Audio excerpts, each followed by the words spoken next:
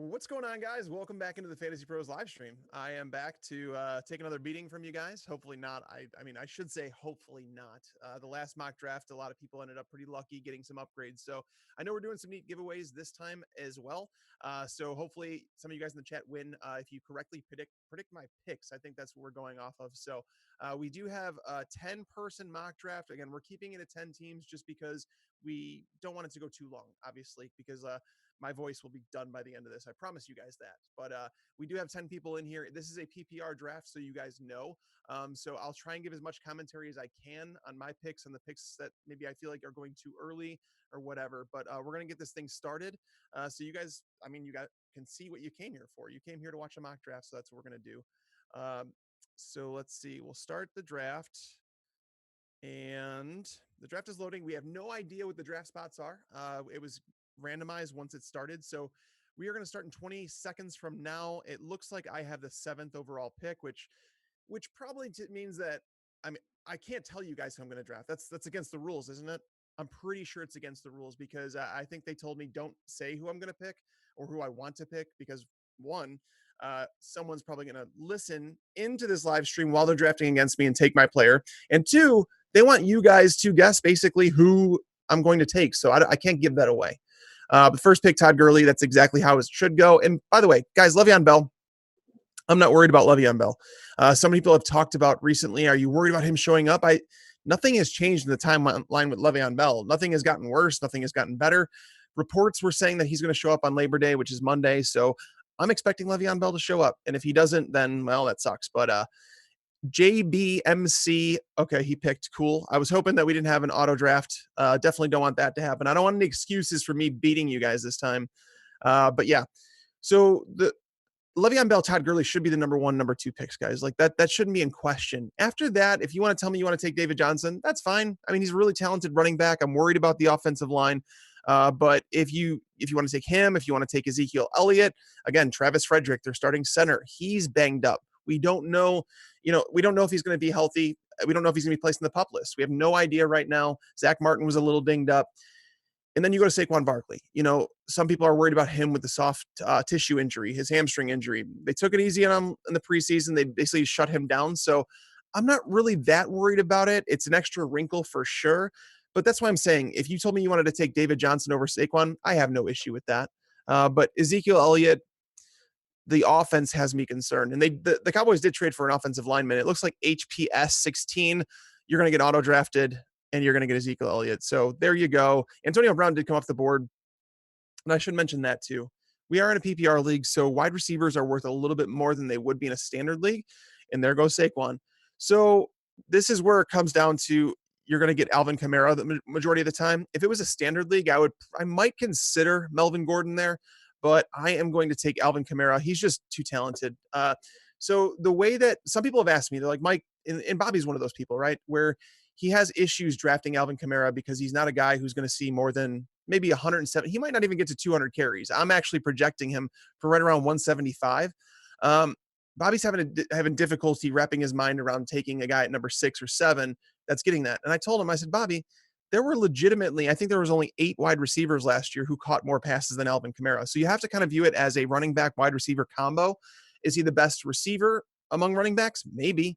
Is he the best running back? No, but you're getting a combination of the two. And in a PPR format, tying Alvin Kamara to your team is never a bad thing. But if you guys don't know, I put out an article on Melvin Gordon earlier today, and a lot of people are mad at me. They're telling me that I need to remain quiet because some people have gotten him in the second round of their drafts, and that's just madness. I don't think that you should take Kareem Hunt, Christian McCaffrey, Dalvin Cook. None of those guys should go before Melvin Gordon. And honestly, if you wanted to tell me that you wanted to take Gordon over Kamara or Barkley, I wouldn't even argue with you because Gordon is such a safe pick. Here in the second round, I'm pretty psyched here. Now, do I want to go Leonard Fournette or do I want Michael Thomas? This is a real question I would ask myself in a draft because if I take Fournette, the next round, I'm probably going to be looking at someone like Stephon Diggs or Tyreek Hill as my wide receiver 1. But if I go Thomas here, my running back, it might be LaShawn McCoy. Oh, man, this is tough. I'm going to go Michael Thomas just because of the fact that this is a PPR format. Again, if this was standard, I 100% would have went Leonard Fournette. And I actually debated going Fournette there too. I should have.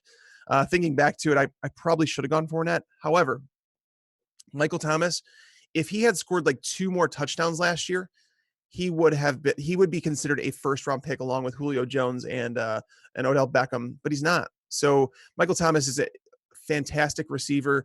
Looking at Traquan Smith and Cameron Meredith battling out for that number 3 wide receiver spot, it kind of tells me that there's nobody that has the clear role on that. So don't worry about them stealing production from Michael Thomas.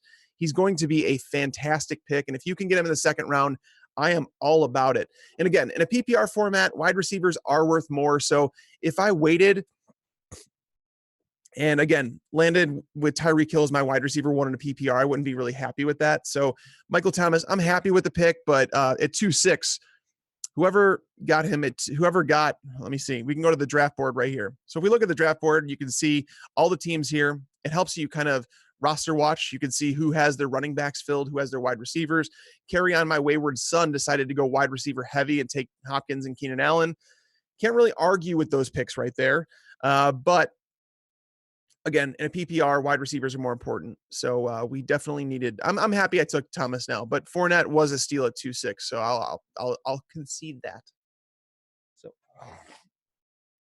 sorry guys, I have like this post nasal drip that has not gone away in a long time, and every now and then I have to kind of clear my throat. So all right, so where are we at? Looking at the board here, obviously being a 10-team league at the end of the second, there's some players on the board that probably wouldn't be in a 12-team. So we need to look at those. Like one is right here, Rob Gronkowski, and he just goes at 3-1. So that's a steal with Rob Gronkowski. So this guy's draft started off, we'll look at it, Conan started off with Gurley, Fitzgerald, Gronk. I think that's a bit early for Fitz. I know that some people are telling me that he's a lock, but I don't believe that. I think that it's a completely different offense, so you can't rely on the last few years of numbers. I believe they drafted a wide receiver who plays the same position, so they might try and move Fitz around a little bit more to accommodate Christian Kirk. I also believe that David Johnson coming back obviously hurts over the middle of the field. And then people are talking about Ricky Seals-Jones becoming a thing. So that's the thing, guys. Like, take it easy on the love for Larry Fitzgerald. I think that's too soon for him. Obviously, in a PPR, he's going to be solid. I don't think he's going to lose your league. But again, I just don't think that that's a. I think there was better talent on the board. Mike Evans is still on the board. T.Y. Hilton, I can see it. But Tyreek Hill, Doug Baldwin, these guys, Amari Cooper, these are all guys that I would probably consider over Larry Fitzgerald, to be honest with you, just because most of them present solid floors, but the upside is a bit more with those guys. So. All right, Dalvin Cook in the third round. The hate on Dalvin Cook, I don't know why it's gone as far as it has. Like, in 1 second, guys, because I actually need to prepare for this pick because last time we did a mock draft, I wasn't even ready for my pick when I came up. So my goal is the Toilet Bowl. That's your team name. All right. So my guess here is that he's probably going to go with Joe Mixon or T.Y. Hilton. My hope is that Joe Mixon falls, because if Joe Mixon does fall, I'm going to take him, obviously.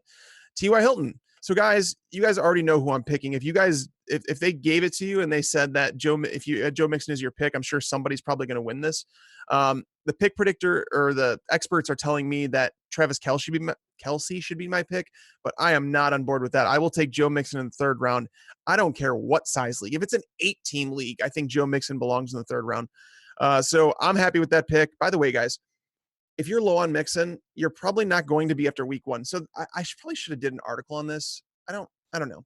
It might be useless though, because there's certain guys who are going to have more value after week 1. Joe Mixon's one of those players. And the reason I say that, they're playing against the Colts in week 1. And I already started work on the primer. If you guys don't know, the primer is an article that I pretty much put everything that I have into it. If you want to ask me any question about any player, it's going to be in there. And by the way, if you guys don't have a premium membership, like if you guys aren't already, MVP members or whatever, any premium member is going to have access on Sunday mornings. I'm going to be doing a live chat with you guys. We did it last year. It was pretty successful. A lot of people had fun. And I try and talk to as many of you guys as possible. So hopefully, even if you guys don't win a subscription here, hopefully you guys can join us on Sunday. It's just a couple bucks a month that we charge for the premium stuff. So we try and make it worth your while with stuff like that. But I've been working on the primer, and Joe Mixon's playing against the Colts in week 1 in Indianapolis. Their linebacking core, like entire team,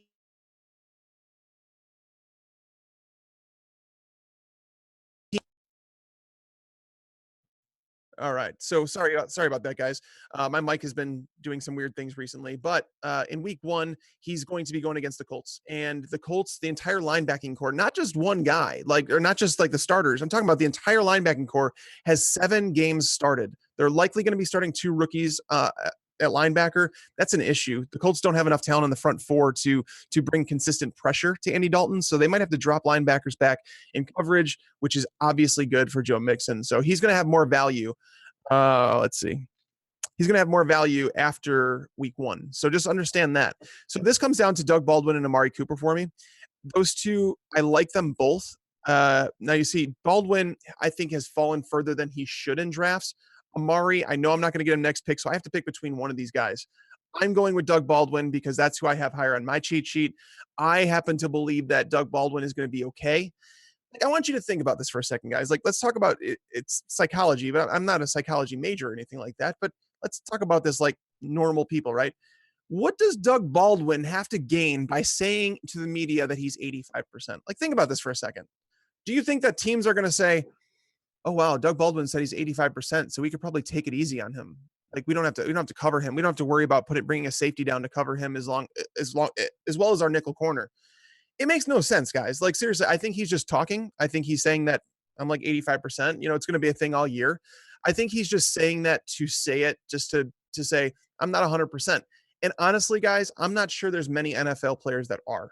I said this on the podcast, and I'll say it here. I played a flag football game in January with the Fantasy Pros team out in Vegas. I hurt for like 4 days after that. I didn't take any hits. These guys legitimately get into car accidents every single week. So, I mean, like the hits over and over that they take. The fact that Doug Baldwin didn't have surgery tells me kind of what I needed to know, because Doug Baldwin not having surgery says he did not have a significant knee injury that required surgical procedure. I think it was a sprain of some sort, and it could linger a little bit. But the fact that they rested him throughout the preseason, it tells me he's going to be fine. They did say he's going to be playing week one, which, again, it tells you everything you kind of need to know. There's nothing that Doug Baldwin gains by saying that to the media, and I'm sure it would have came back to him if it was really something. And I'm not worried about it. You shouldn't be. If you get a discount getting him in the 4th round, like congratulations, because I think he's like a borderline wide receiver 1. All right, so let's see. Golden Tate, LaShawn McCoy, Amari Cooper, Kenyon Drake. Yeah, Amari, I knew he was going to go, which kind of makes me sad. I would love to get him in the 5th round. It's not going to happen though. LaShawn McCoy, I think he's one that I think a lot of people should talk about. So I've been on the record as saying there is such a thing as bad volume, right? So what I mean by that is like a guy like Isaiah Crowell. Like he's not I don't think he's a very good football player. He plays for a bad football team behind a bad offensive line. All those things combined, I don't care if he gets 200 carries. It's going to be bad carries. Like Isaiah Crowell had over 200 carries last year. Did he help your fantasy team? No. And he played behind a better offensive line. So why are we drafting him again this year? LaShawn McCoy, there's legit question marks. So the reason that I'm willing to take McCoy in that range, this 4th round range, is because you cannot find 350 touches anywhere else in the draft. Like you are never going to find that where you're getting LaShawn McCoy. Is there risk built in? Yes. He plays for a bad team. He plays behind an offensive line that lost 3 starters this year. I don't think they're going to be a very good offensive line. LaShawn McCoy just happens to be a special player. Like I think LaShawn McCoy should be considered a Hall of Famer. I think he's been that good, but he's a great receiver. And that's the thing. In a PPR format, you're probably going to get at least 50 receptions out of him, which is an additional, 3 or 4 points a week just on his receptions and not even the yardage. So I'm okay with LaShawn McCoy here. Is it a risk reward pick? Sure. Is it a bad volume pick? Maybe. But again, there's just not any options there in Buffalo. So he's going to get tons and tons of work. If Isaiah Crowell was going to get 350 touches, maybe I'd consider him in like the 7th round, but he's not, and he's not good. So I just wanted to make sure I touched on LaShawn McCoy because a lot of people are torn on him.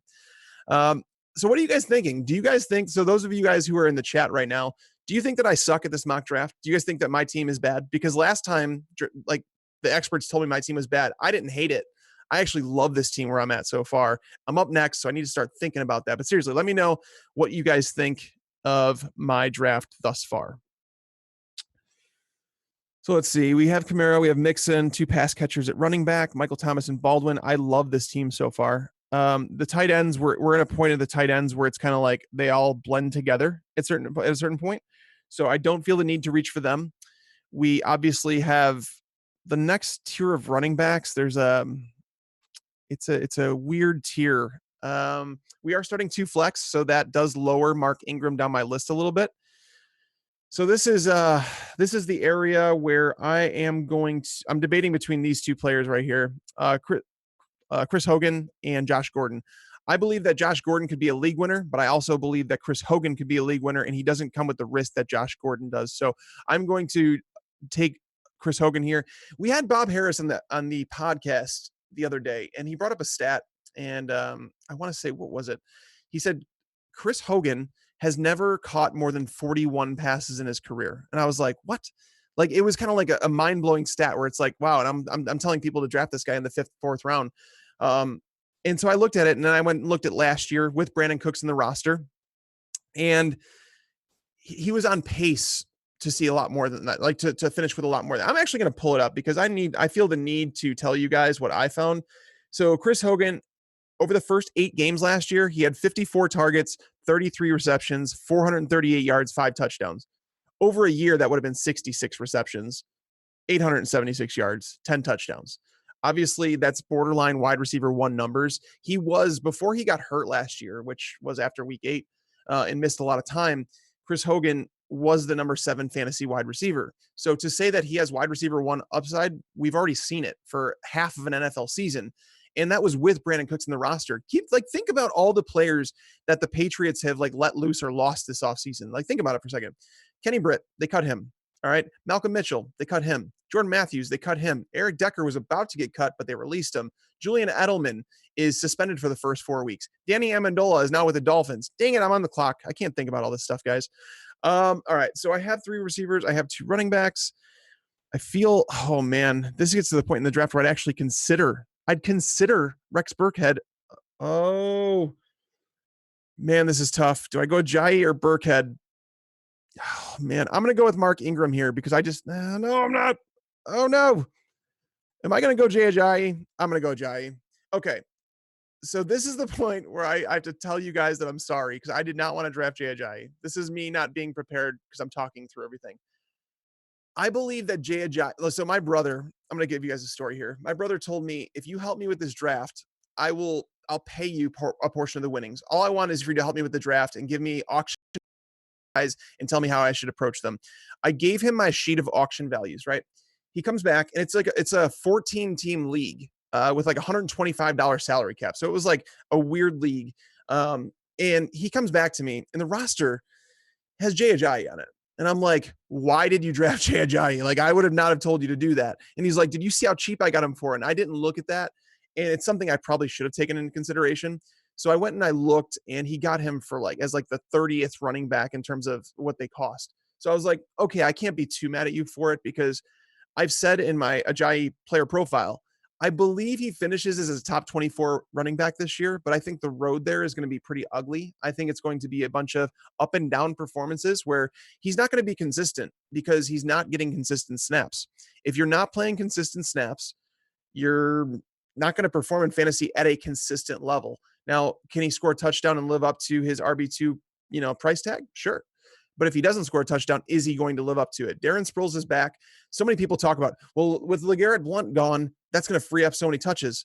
No, Darren Sproles coming back is bigger than LeGarrette Blount leading. That's where I'm at with it. I do think Ajayi has some value for, obviously I drafted him here. It was close. I was legitimately thinking him, Mark Ingram, or Rex Burkhead. Those were my 3 options that I were going through in my head.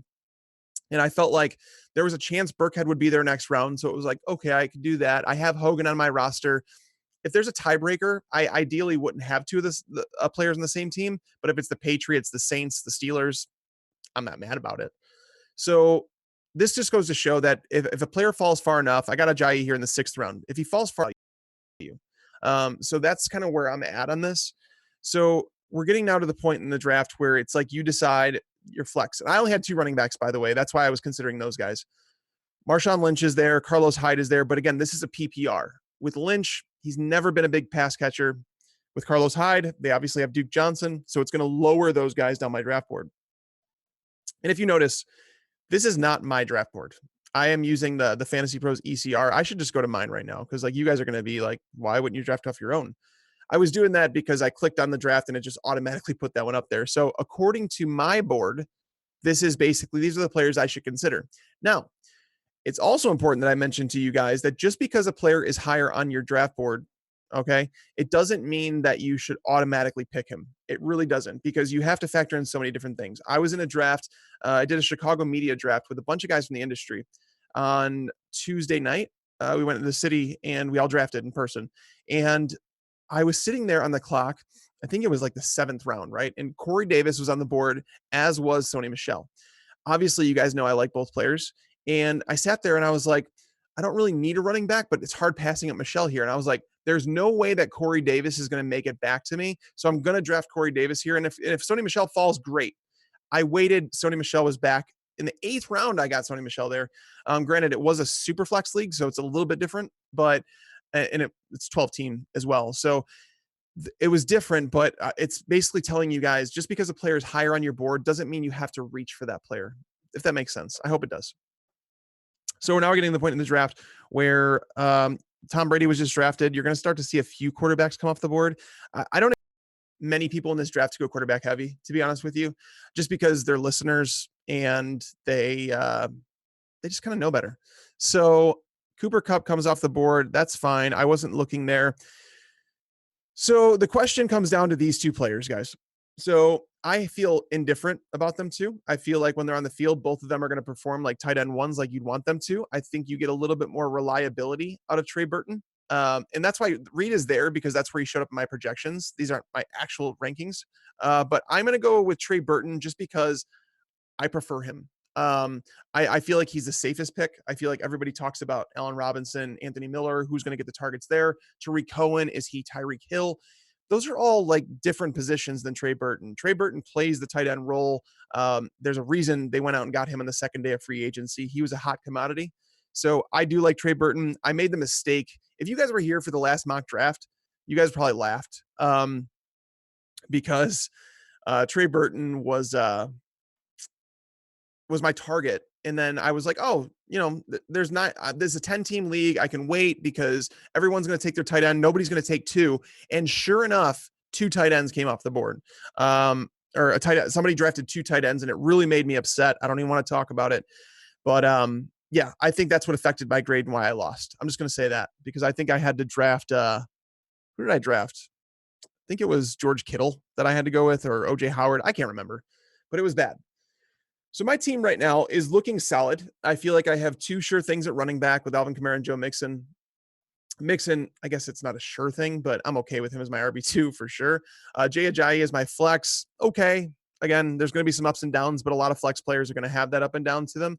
And now we should start looking forward to our next pick. The next pick, obviously the quarterbacks, there's still quarterbacks there, but I don't feel the need to reach for a quarterback, especially in a 10-team format. The tight ends, I expect them to come off. I expect these 3 players to come off the board before my next pick, because if they don't, someone's going to draft 2 tight ends and they're totally going to screw those other teams. You don't want to do that. So looking at roster watch, if we go through this and we see the tight ends, so these guys all have tight ends, these 3. So the 3 picks before me, I would expect there to be some tight ends selected in this area. And this guy, WJ Paul Hill, obviously, he's going to pick a tight end because it's going to come around and he's going to have to select one. Otherwise, someone will take 2. They will screw him. That's just the way that these drafts are going. I'm on the clock. No. I feel like I'm unprepared again. All right. So, man, now here's the question, right? Oh God, this is so hard. I don't like feeling this way. I'm going to take him because I know someone's going to take him in front of me, and I'm okay with it. I'm okay with taking him here. So you guys know I'm a fan of Sony Michel, and that pick might go against my grade because there was no expert that told me I should have drafted Sony Michel there. But again, I like him an awful lot. And I feel like, when you talk about the backfield there in New England, you talk about James White. He's a receiver. He's going to be using that slot receiver role while Julian Edelman's out. By the way, James White, if you guys are playing DFS in week 1, free tip, James White is a must play. Like, put him in your lineup. Don't even think twice about it. He's a phenomenal play in cash and tournaments. But Rex Burkhead, he's dealing with a knee issue that they've been monitoring. Like they held him out of preseason games and they said it's something that will affect him all year, but blah, blah, blah. But again, there was no surgery there. I'm okay with Burkhead. I'm not like running away from him in fantasy football right now. I think it's okay to have Michelle and Burkhead. But Sony is like the one who I expect to grab that role. Like if you guys think it's Jeremy Hill or Mike Gillislee, I don't know why the Patriots would have drafted Sony Michel. That's where I'm at with it. And I mean, I don't think that they're a dumb franchise. Obviously, they've won a lot of Super Bowls. So, they're not dumb. But, looking, it's just, it's hard for me to overlook a guy who's got a 3-down skill set. He's not a gadget player. He's legitimately a guy that can help protect Tom Brady's blind side when kept into pass block. He was one of the best pass blockers out of the draft. So Sony is a rare running back, and I understand the knee issue, but the running back coach has already come out and said Sony Michel has been going through team walkthroughs. He's been participating in the meetings that we have as teams. So he's not as far behind as people think he is. When he comes back, they expect him to be the player that they drafted, and that's what they're getting. So to know that he returned to practice the other day is a good thing. All right. So nobody's grabbed a second tight end here yet, and rightfully so. Randall Cobb just went. If you guys haven't heard, Randall Cobb, there is question marks whether or not he's going to be dropped and or cut. I don't think I believe it, but you should know about it. Like it should drop his draft stock a little bit. Like in a 10-team league, I think the 8th round is a bit risky, but look.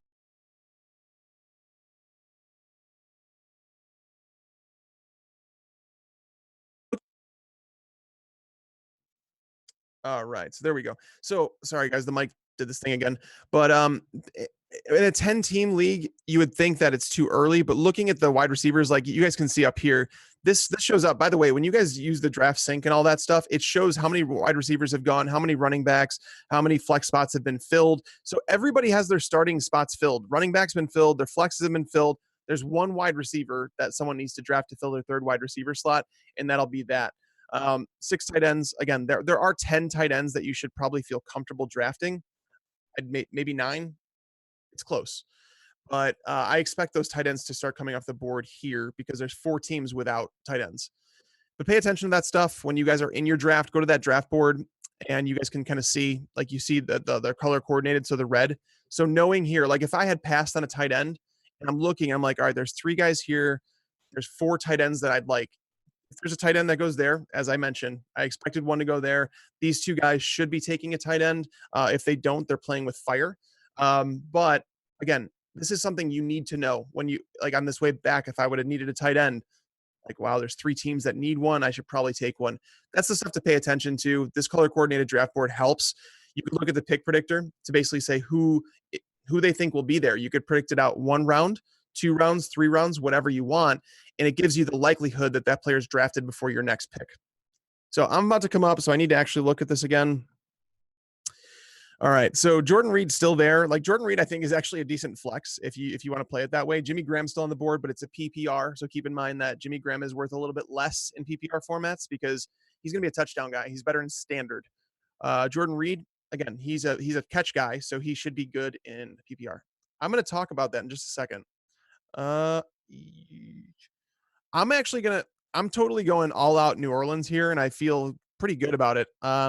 So Drew Brees is someone that I've thought, I couldn't say it to you guys, obviously, because otherwise people listening would have taken him.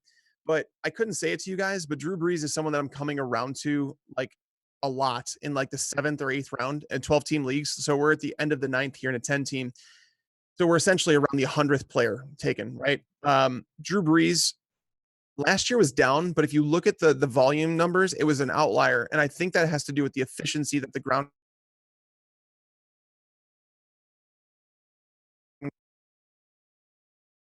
All right. So when you look at the ground game they had and the efficiency, that's going to be dialed back. And when you dial it back, naturally some of those pass attempts are going to come back. They did add weapons to the passing game with Cameron Meredith, Traquan Smith. They went out and got Ben Watson as their tight end to reintroduce Alvin Kamara, obviously his 2nd year in the offense. There's a lot to like about Drew Brees, and he has always been a stable option. Again, I know I have Brees, Kamara, and Michael Thomas, but when you're talking about it being the Saints, I don't think it's a bad thing. And let's go through my team here for a second. So I have, I can't talk about my team yet because this. All right. So James White is there. I feel like I could grab him and totally screw someone over. I feel like I could do that. Ronald Jones is there. Marlon Mack is there. I have two running backs in the flex, so I should probably grab a wide receiver. I'm going to go the boring route here just in case. No, I'm not. Oh, okay. Oh no. What did I do? I don't want that. Where did I wanted to see? So basically, there's been 40 something wide receivers taken, and Will Fuller was there, and it was just like I didn't feel great about it. But I'm gonna explain myself through this. This is how you feel in a draft, and I know you guys do too.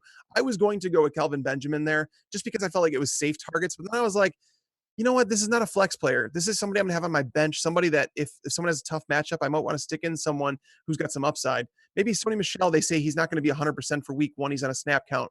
Why not plug in someone like Will Fuller? He's being drafted as a wide receiver 3. I would not touch him as a top 30 wide receiver. Would not touch him. I think I actually have him ranked around the number 40 to 42 wide receiver. That's where I have Will Fuller. So it just goes to show you I don't like Will Fuller that much, but in this draft, it's like this value. It comes to a point where you have to actually think about what you're going to do. The bench, we talk about it all the time on the podcast, is that your bench should be filled with upside guys who can finish better than where you're drafting them. I think Will Fuller can finish better than the wide receiver 40 around where I drafted him as wide receiver 42, but I didn't pay for it. That's the thing. Like when people draft him as a top 28 receiver, because I think his ADP right now is number 28.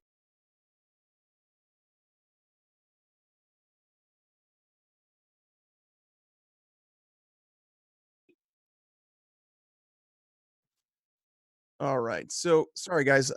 This it just keeps making this noise and it's cutting out. So I'm sorry if I've cut out in the middle of saying something, but basically we talk about it with your bench. You need to go through and just basically make upside picks, make picks of guys that can give you a potential every week starter. And I think Fuller proved last year that he does have the upside to do that, especially if something were to happen to DeAndre Hopkins. James White went. That's why I should have talked about it. James White may have been available at my next pick if I had just shut my mouth, but I didn't. So he went naturally. So I'm going to have to figure this out. The reason I didn't go James White, I'm going to let you guys in on this just because I had two running backs here. My flex is filled with two running backs. As I've mentioned, wide receivers are more valuable in PPR. So Will Fuller, like I needed to add a wide receiver to this because if one of my wide receivers went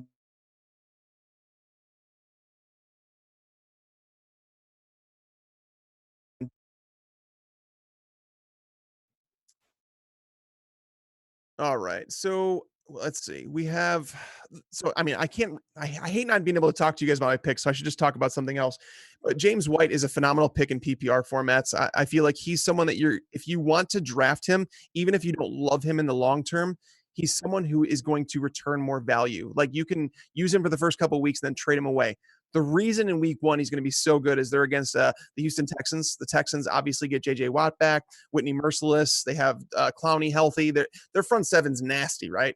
Tom Brady has two new starting tackles, lost his starting.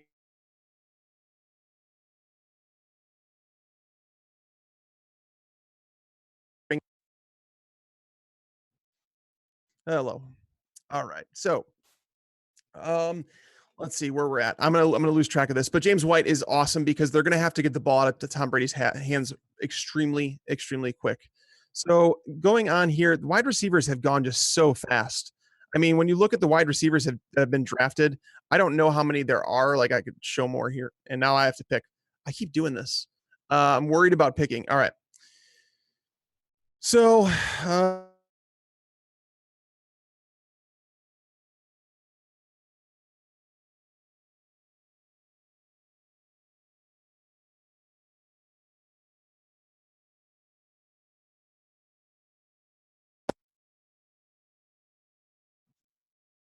all right.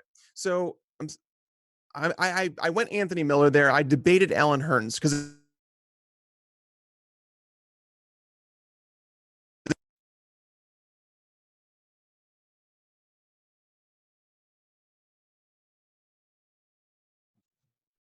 all right. So sorry, guys, we're having some technical difficulties. I might have to cut this a little bit short because obviously you don't want to hear me talking to air and my mic keeps cutting out. I'm not sure what's going on with it, but we will figure it out. I promise you. Hopefully we can hang around and finish this mock draft.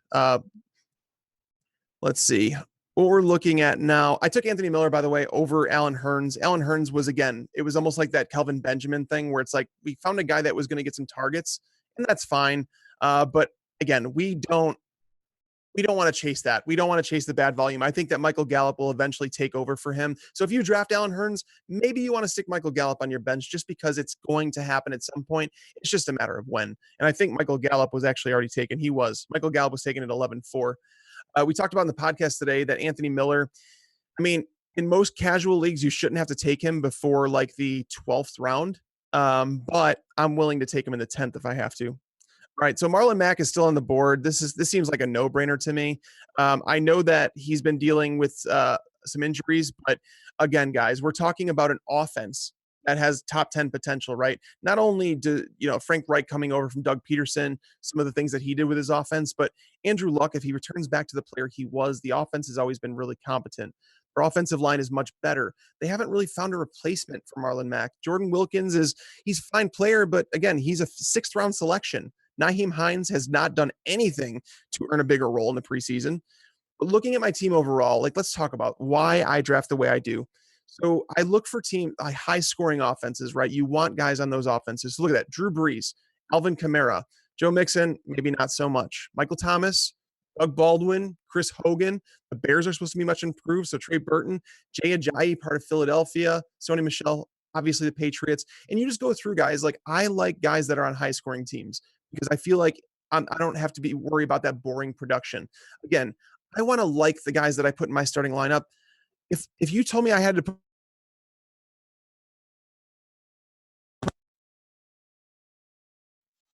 if you told me that I had to put Isaiah Crowell in my lineup every week, I would throw up. I would legitimately vomit on my keyboard every single week. And I promise you guys, I am in, I think it's 19 leagues this year.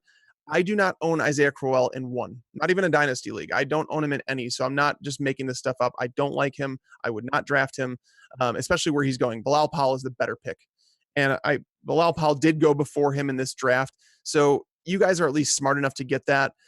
Again, Isaiah Crowell in the 12th, I mean, can you say it's a terrible pick? No, considering his ADP, but I wouldn't draft him personally, especially in a PPR. All right. So, guys, we're getting to the point in my picks where it's like I'm taking my guys, right? I have 5 running backs on my roster. I feel pretty good about them. I think all of them have top 24 upside. That's how I feel about them. I'm not in love with Jay Ajayi, but where I got him, I'm okay. Wide receivers. Michael Thomas, Doug Baldwin, Chris Hogan. I'm not mad about that. My bench now, Will Fuller and Anthony Miller. So I can really go in any direction that I want. If somebody was still letting Jordan Reed slip, I would grab him now because I would 100% love to do that. You're looking at the running backs. Adrian Peterson is there. And, the closer we're getting to the season, the more Adrian Peterson is moving up draft boards. But Adrian Peterson is not, he's not a sexy pick in PPR formats. I can say that because Chris Thompson's not going anywhere. Adrian Peterson I would take Adrian Peterson over Isaiah Crowell because Peterson plays in a better offense behind a better offensive line. And I know some people would say that maybe Crowell's more talented at this point in time. I disagree.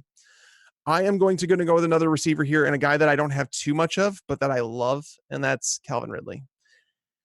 He's probably someone I haven't talked enough about this off.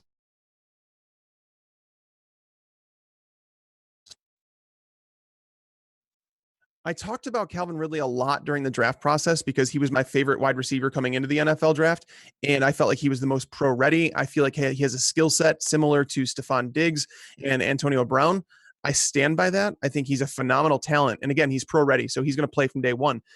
The issue is that Julio Jones is there. So it's going to be very unpredictable performances out of Calvin Ridley. However, if something were to happen to Julio Jones, Calvin Ridley's an every week starter. I stand by that. I think him and Mohamed Sanu would get enough volume to be every week fantasy starters. So I think Mohamed Sanu's a little undervalued as well. But that's why you see him right there on my cheat sheet. But Ridley's the guy who offers a bigger ceiling. Ridley is a route running technician, but he's going to match up with a lot of number 2 cornerbacks. So if you're in bye week season and you're like, who do I start? Look at the upside. I think honestly, in the first game of the NFL season, I think that Calvin Ridley might surprise some people because he's going to match up with Jalen Mills the majority of the time. Jalen Mills ran a 4.61 40 at the combine. Jalen Mills also played over his head last year He was like one of the worst cornerbacks in football the year before. So pay attention to that. I'm going to grab another high scoring offense running back. I'm avoiding this guy because he deserves to be cut. I'm going to go with Aaron Jones, league winning potential right there. But um, let's see. But Calvin Ridley, again, he's going to match up with Jalen Mills. Jalen Mills is not a fast player, and Calvin Ridley can blow the top off a defense, especially when Julio Jones pulls a safety his way almost every single play. So the effect that Julio Jones has on an offense will benefit Ridley at times, but he's not going to see consistent targets to be an every week fantasy option. But let's say that Julio is matched up against, I don't know, Patrick Peterson, right? Calvin Ridley is going to be the beneficiary of that matchup because they're going to hit him a lot more than they would normally because Julio's defended by one of the best cornerbacks in the game. So pay attention to those matchups. You'll read about that in the primer every single week. And again, guys, if you guys have never read the primer and what I do in that, it's like 20 to 25,000 words a week. I think week one might be even more. I've been working on it, and I'm giving so much information because I have more time. But in season, it's difficult to write any more than I do, honestly. Like I legit like don't have any more time.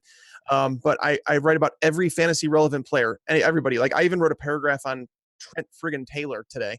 I didn't want to do it, but I did. Because I know somebody will ask about him and they might be struggling in a deeper league or a dynasty league or whatever. So if you guys haven't read the primer, it will be out every Thursday.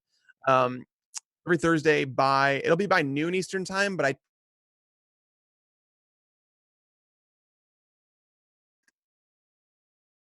all right. All right, very cool.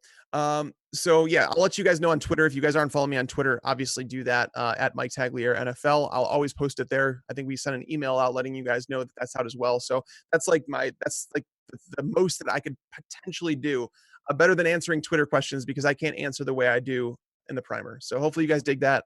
Hopefully you guys like it. Let's see. But again, guys, I went like a Calvin Ridley, Marlon Mack, Aaron Jones.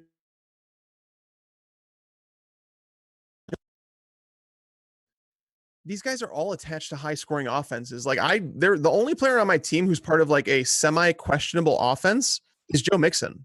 And I think the volume is there. I mean, some people will say like that Joe Mixon's had a bad preseason. I disagree because I saw the usage. Like the fact that they're using him as a wide receiver, the fact that AJ Green and John Ross are going to move the field, like they literally stretch the field for you. It's going to open things underneath for Joe Mixon. And if they're using him in that area of the field, he will succeed. I love Joe Mixon this year. He may not live up to like a top 5 running back, but I think he's very, very safe where he's being drafted. So we're getting to the point where we do have a defense. I left kickers out of this league. I just don't feel a need because, and I don't know, maybe it's different with you guys. You guys should probably let us know that. We should do a poll or something like that. Do you guys play with kickers in your league? Because I think we sometimes believe that people don't, but they actually do. All right. So now we're to the point in the draft where, all right, I'm not in love with any of these guys here. You know what? Let's add another wide receiver. We're just going to continue to pile up these wide receivers, guys. We're going to take some upside plays. And James Washington, again, attached to that Pittsburgh offense. Like if something happens to Antonio Brown, if something happens to Juju Smith-Schuster, he's an every week starter. I happen to think he's going to offer you potential to start the season. The reason I say that is because Martavis Bryant, as a rookie, in 10 games, he scored 8 touchdowns over 500 yards in 10 games. Juju Smith-Schuster was a rookie last year. What did he finish? Top 15 wide receiver. The reason that's what I'm saying. So you look at the team's history and you say, okay, they have no issue playing rookies. And James Washington, fantastic deep ball, fantastic. Like tracking the deep ball is his specialty, and he showed it in the preseason. You saw him go straight up Randy Moss over some players, and to see him play alongside Juju and Antonio Brown, it just tells you that he's going to get like legit like coverage that you can only dream of. He's going to see second tier corners all year. So I like James Washington as a bench stash. I love this team, guys. Like I'm probably going to get graded poorly because I always do. All right. So I am going to go with the Ravens here. And I've talked about in this podcast today, they're going to be my number 1 defense in week 1. They are playing the Bills. Okay. They are at home against Josh Allen in his first game as an NFL starter, like in Baltimore. Like what? They're going to demolish that kid. The Ravens are like legitimate for week 1. If you're streaming a defense, grab Baltimore if you can. I think the Saints are also a great option. I think they may have went. Oh, they just went now. But the Saints are a good option too, playing against Tampa Bay. Tampa Bay will be without Donovan Smith, their starting left tackle. They'll have Ryan Fitzpatrick instead of Jameis Winston. there's things to like. But yeah, here's the final draft board, guys. And I apologize again for the mic issues today. We're going to try and get those figured out. I have no idea what's going on there, but we will get it figured out. And hopefully you guys enjoyed the stream. Hopefully you guys won a bunch of stuff. But I was told kickers are people too, in a lot of places. So I'm trying to respect that. And maybe that we did actually on today's podcast, we talked about kickers and defenses. And there we go. My draft grade is a C+. I told you, I love this team. So naturally, I would get a bad grade. All right. So the projected standings is, wow, the same exact thing as last time, guys. The same exact thing. So the free upgrade guy, I think he beat the system. That's him. Not according to that. All right, let's see. My cheat sheet, 831. So according to this, free upgrade actually did up. So this is according to my rankings, which is I always judge it because it tells me how I drafted. My bench won't be as high because I drafted for upside. I didn't grab guys for potential right now. As for my overall and my starters, I drafted according to how I feel about players. And that's why I tell you guys, like when people tell me that, Mike, I'm getting a B- or a C+ or whatever inside the draft wizard, I get those grades too. Like obviously you can see right now, I finished 9th in this, but according to my cheat sheet, I did the best. I had the best draft that I don't know if it's the best draft I could, but I am projected to finish number 1. Whereas free upgrade, yeah, I'm in. That guy finished number 3 in my standing. So he did have a good draft. So I did like it. And if you want to look at the final team rosters, let's look at free upgrade I'm in. He's got Deshaun Watson. Okay. He's got David Johnson, Dalvin Cook. Decent 1-2 start, and he got Cook in the 3rd. AJ Green, Emmanuel Sanders, Sammy Watkins, Zach Ertz at tight end, Kenyon Drake and Randall Cobb in the flex. It's hard for me to dislike this team, actually. I like what I see. I don't know how I feel about Cobb in the flex, especially hearing everything, but he's got Rashad Penny there, Isaiah Crowell, boo. Kelvin Benjamin, I debated him, George Kittle, Josh Doxson, Corey Clement. I like his starters. I don't like his bench that much, but I do like his starters here. I feel like even though I'm lower on Deshaun Watson than most, I feel like he's going to be a QB1. I have him as a top 6 quarterback. But again, like looking at this, I don't know. I don't know. Aaron Rodgers, Todd Gurley, Rob Gronkowski, this team, like those top 3 players at their position. Rex Burkhead has the RB2, not great in a 10-team league. This team is not bad. I don't mind this one. Funchess is a flex. It's difficult to go through all these teams for sure, but I like my team, guys. And again, I'll go through and defend it all day. I love this team. I feel like if this league were to play out, I would win. I'm just being honest. But seriously though, guys, it was a blast. Hopefully some of you guys in the chat, hopefully you guys won some stuff for picking correctly. Hopefully you guys have enjoyed the live streams because I know I have. So, and again, I apologize for the mic difficulties. We'll figure this out next time or I'll beat this thing. But thank you guys for tuning in. And until next time, lights out.